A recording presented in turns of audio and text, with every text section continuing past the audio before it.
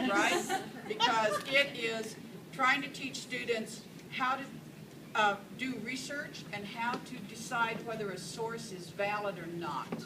Nice. Okay? So this could be used in any class. And certainly it's kind of a cross between Candyland and Monopoly.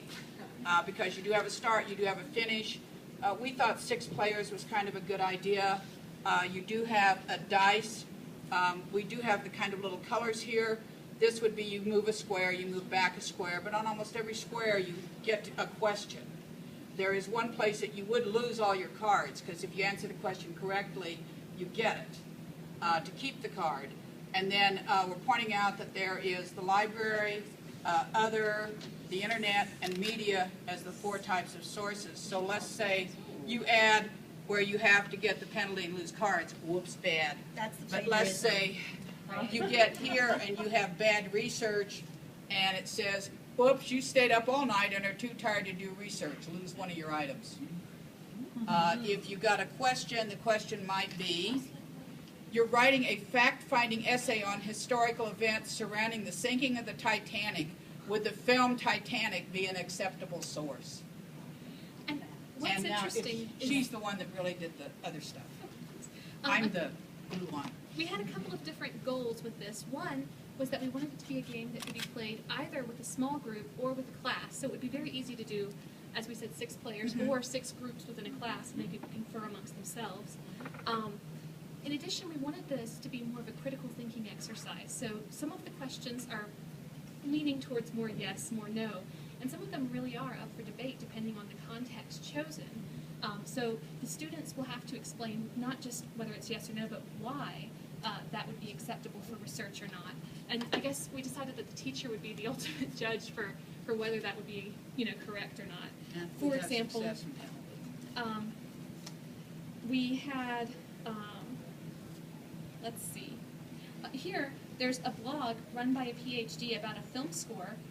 A music composition student is trying to use it. Is this acceptable? Is the PhD's blog an acceptable source? Things like this, and there could be discussions of context within that. We also have questions in here that detail. It's an academic, but it's not a website for their field. It's another website they're doing. Would that be acceptable? Things like this, in addition to the obvious ones like Wikipedia that we'd be addressing. We thought it'd be cool to have them like consensus, like they'd have in their group. They'd have to, if they were going to argue it, they'd have to come to Yeah, a decision if about there's how 5 they're people gonna in the group, then all 5 have to go ultimately yes because, or ultimately they have to reach a consensus. And it is the teachers, because the teacher's the audience, right? And we had 2 English teachers, an anthropologist, music and astronomy, and someone that works at the testing center. So we tried to make sure that everybody, the testing person said, yes, I think that this would work, this would be a good way to test them. And then we simply had the input from everyone, and they helped me with my spelling. And the final element was the Oh, this concept is of bad. risk or chance. There are cards, if you land on one of these, you automatically get a free card, so that makes you closer to the goal. And there's one card where, there's one space where you would actually lose all of your cards. That'd be horrible.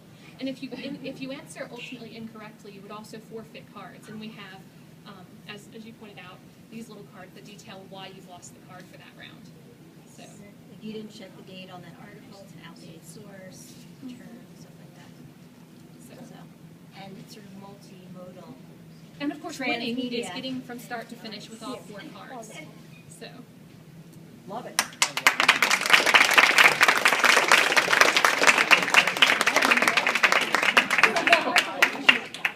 Jill? I appreciated the Search me game. For a moment, we